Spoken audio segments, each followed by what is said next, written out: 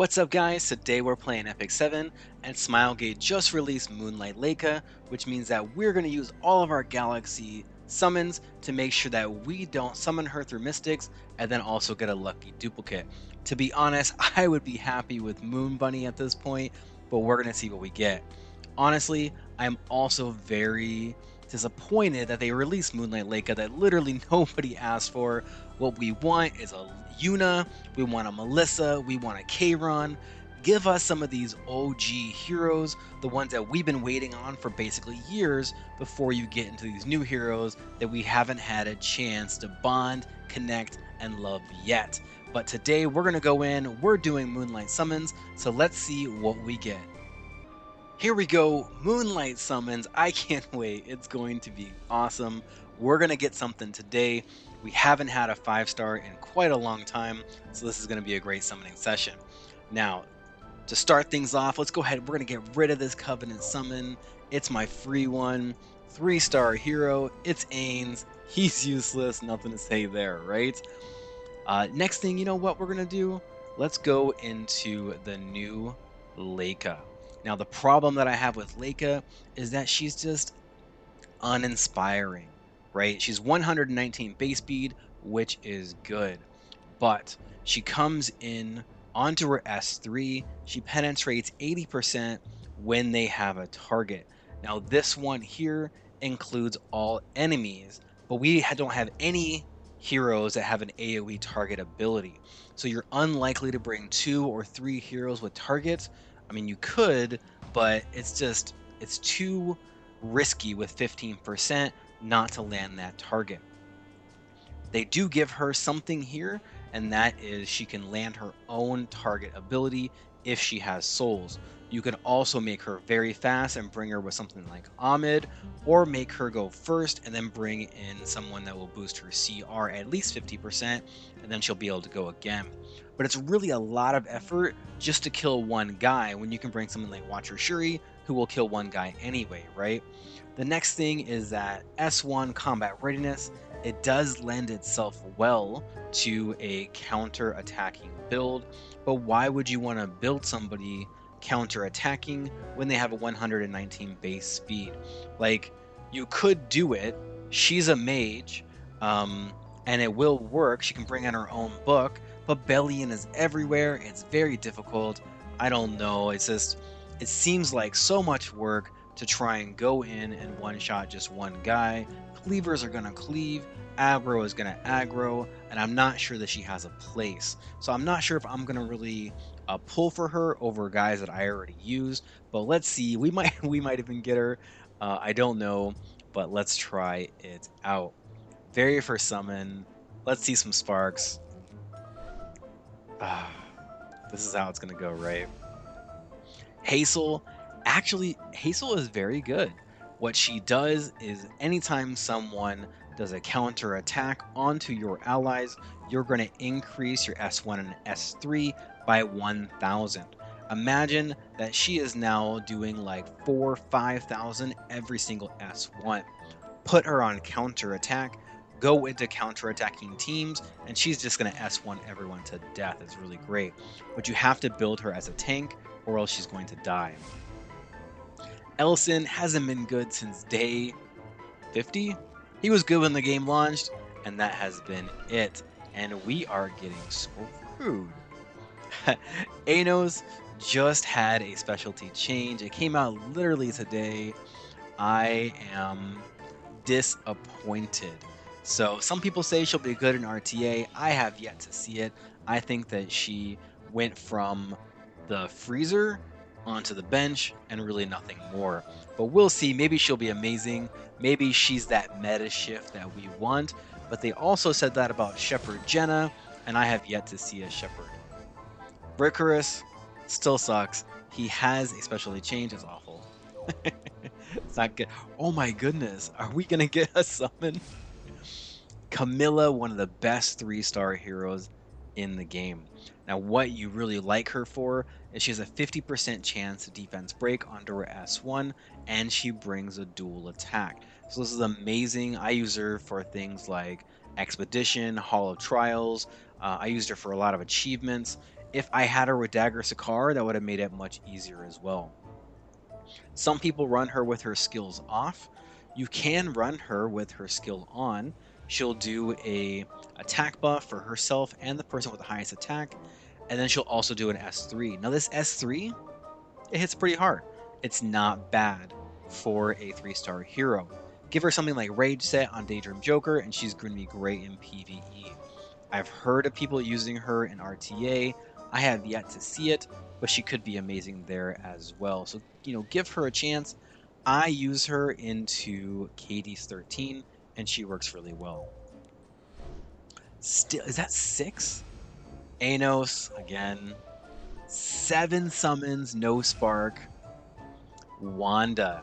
Now, Wanda is amazing.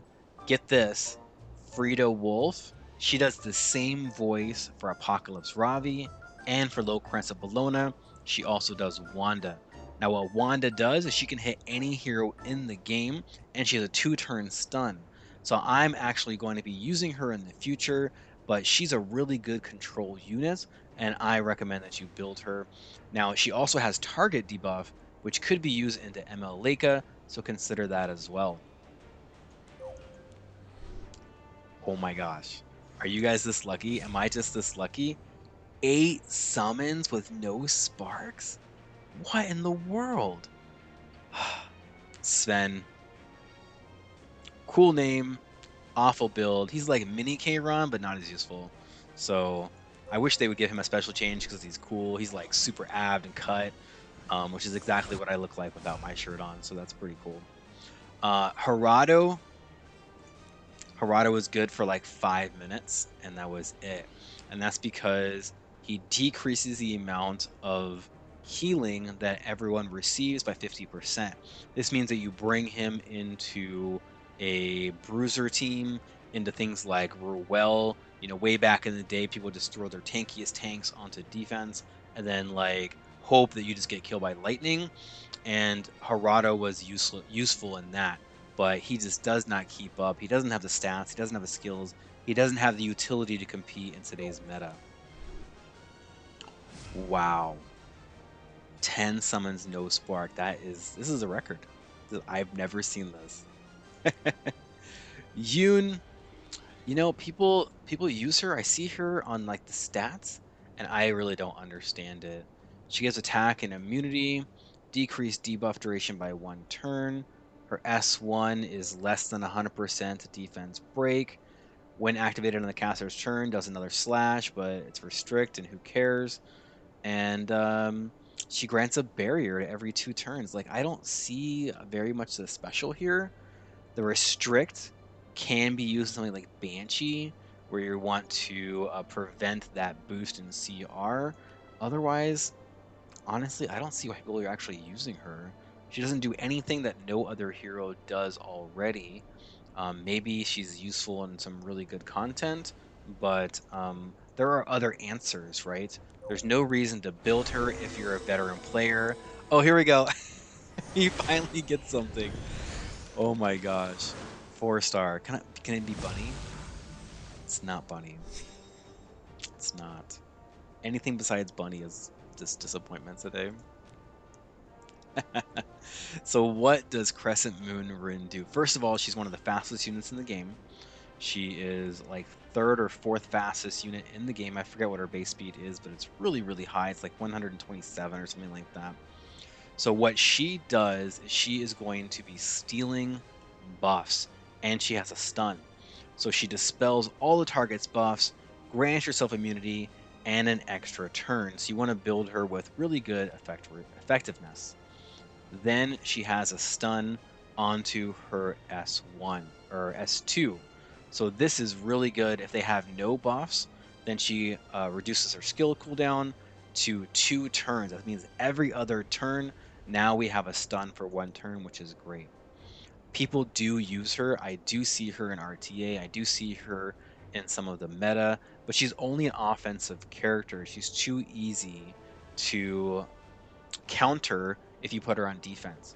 So keep that in mind. She is pretty cool. She does steal some decent buffs, but the problem here is that You want to take her into teams that are really buff heavy on turn 1. Turn teams that are going to do something like an invincibility.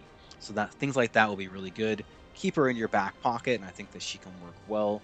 But for most people, there's not going to be a reason to build her because you already have other openers. Back to back. Okay, here we go. 5-star. It's not. It's not a 5-star. General Purchase. He's okay.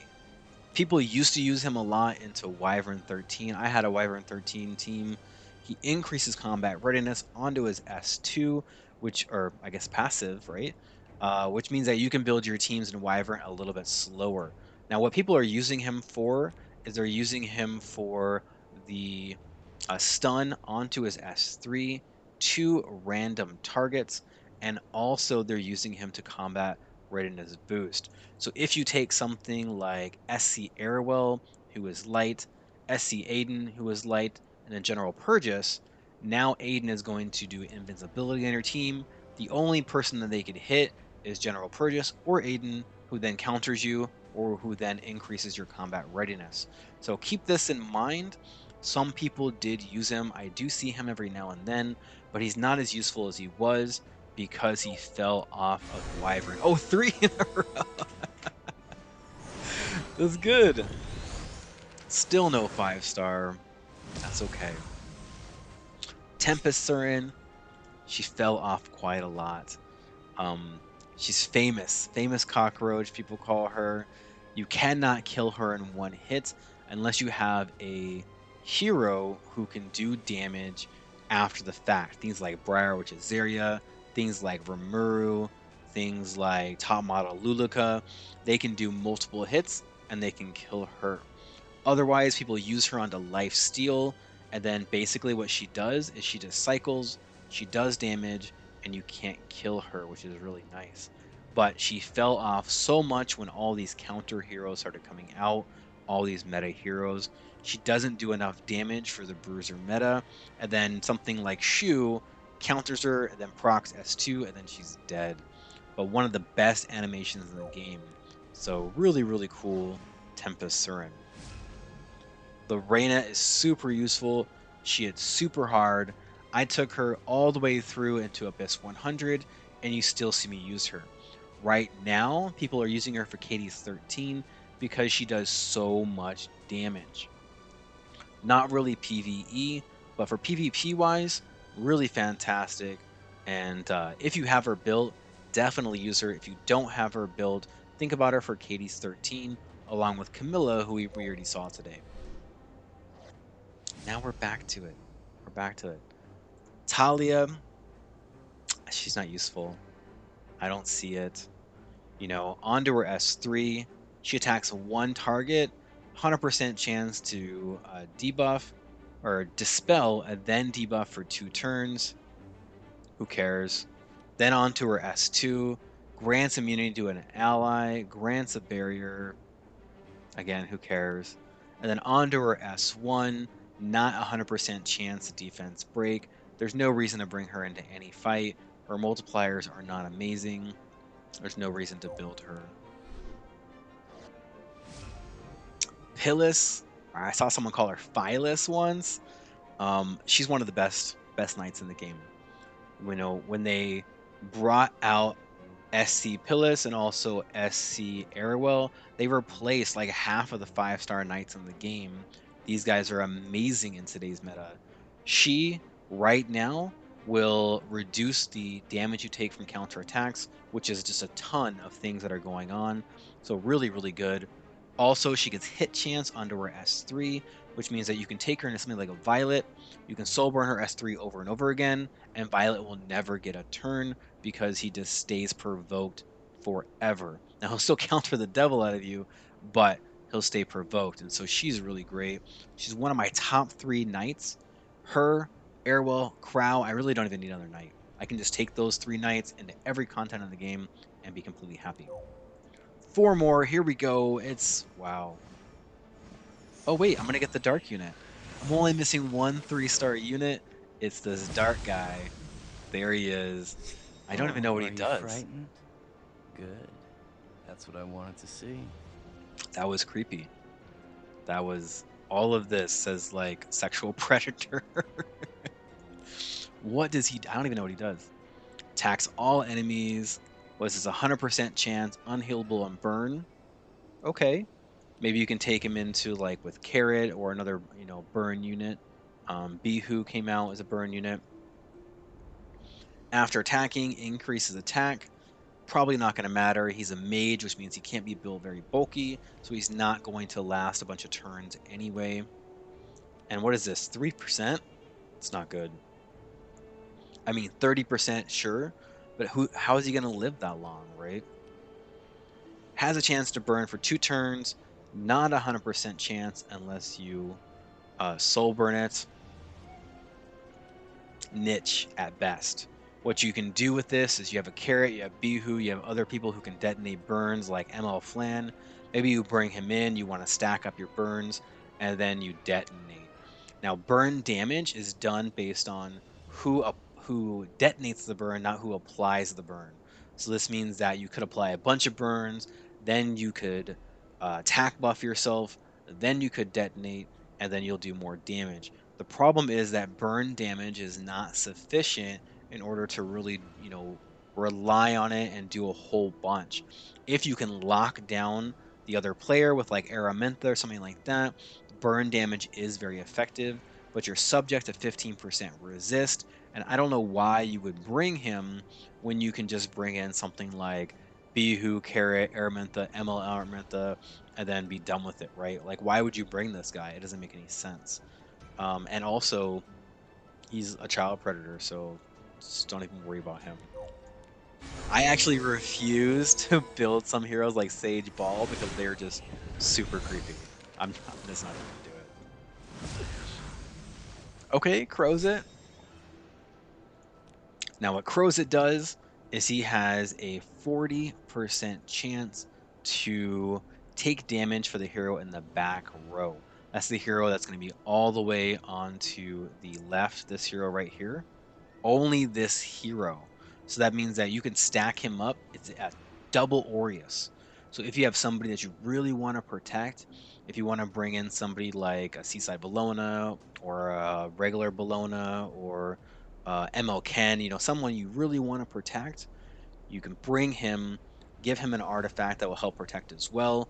And next thing you know, you're really going to reduce the damage that back row guy takes. Now, with him, he has a chance to counterattack and stun, which is really nice. And he can remove the debuffs onto himself and the back row hero, or I guess whoever hero he wants. But it's not amazing. The class enhancement's not amazing. They could have done a better job here. Overall, he's one of the coolest looking heroes in the game. He is very useful. You build him as a tank and you protect somebody, and he's good for that.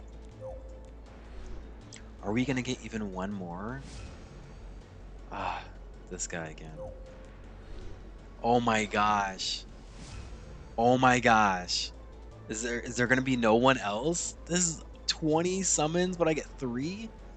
That is so bad. That's so bad. Okay.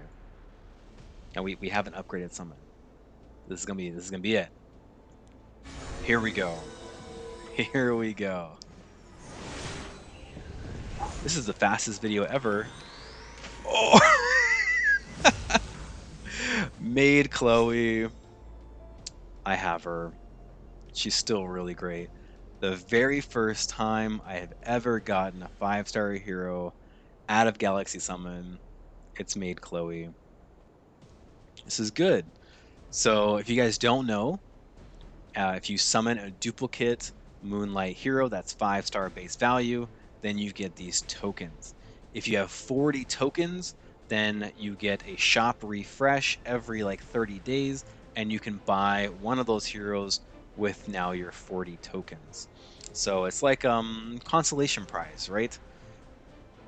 It's unfortunate that I got made Chloe. It would have been nice to get Pavel, Ruel. I mean, there's just so many heroes that I could have used, and we got a duplicate. So that's okay.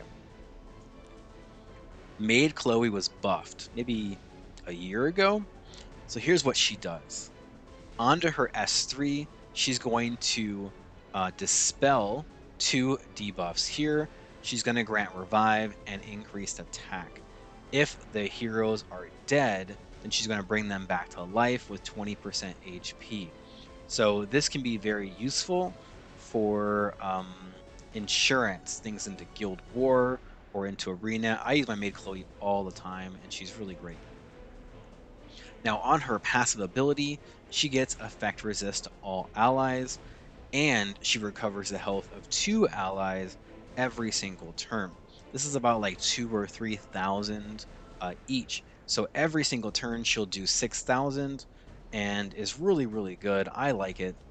And it helps her to be able to S1 and then now bring in this stun. So she has a chance to stun. It looks like it's 40% chance.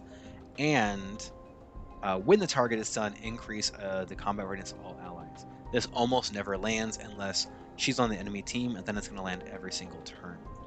What made Chloe is really good for is that insurance factor. Also, she can come in and bring attack buff to help you do more damage if you're using a bruiser build like Moonlight Bologna or Ravi or a lot of heroes that are built bulky, tanky on attack based sets.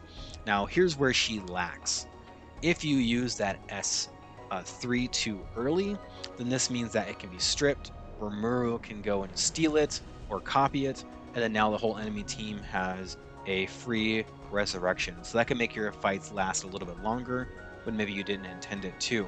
Otherwise, she is really awesome. She has a skin that I thought was really good, and so I'm happy to use her. I use her all the time, but I'm a little disappointed that I didn't get a hero that I could use. Still, first 5-star hero, and you gotta be happy about that. As we navigate to our normal shop, our coins will be located in the very, very bottom. Now, these two shops will not open up until you trigger them through getting the coins. So let's talk about how you can do that. Onto the Covenant coins. If you summon a duplicate for the 6th time, this means that you have a hero and you have him triple S, or you have the ability to triple S him. You don't actually have to imprint him. Then every time you summon him after that, through a normal means, which is like Covenant bookmarks, elemental summons, and so on, that you will get 8 coins. So you see here that I have basically 4 duplicates that I've summoned since then. And if you summon 8, then you can pick a hero if you want. By the time you even get to this level, you probably won't need any of these heroes anyway, so feel free to come down here and get something else that you might really want. It's very unlikely that you're going to get a rotation that is going to be a hero that changes your game, and so I wouldn't worry about it too much, but feel free to take any hero that you like, even if it's another imprint. Now, one thing to note, if I have a triple S Sirmia, and I summon Sirmia here, she's not going to give you more coins, so don't think that you can rig the system and get by, because they've already thought of that. Now onto our Galaxy coins. This will open up once you summon a duplicate Moonlight hero that's 5-star base value or higher. As you can see, I've done it 9 times, which is the saddest thing ever. I don't I don't wish this on any of you. But this will give you an opportunity now to pick a hero that's going to change your game. Don't just pick any hero. Wait for the next rotation. Wait for a hero that's going to take you to the next level. Whether that's going to be participating in higher level RTA, or whether that's going to be improving your guild war, whatever you want to do, make sure that the hero serves a purpose. Don't just grab a hero just to grab them, because that will lead to regret. Go into it thinking about how you can improve and how you can further in your game and have fun in Epic 7. Thank you guys so much for watching. I hope that you enjoyed this video. We're going to have another summoning session for elemental summons once we reach 50. It's almost a new month. I'm going to go ahead and buy some tokens to make sure that we can make this video happen in the next week or two. Give me a like so other people just like you can find it as well. Until next time, happy hunting and good luck in your battles.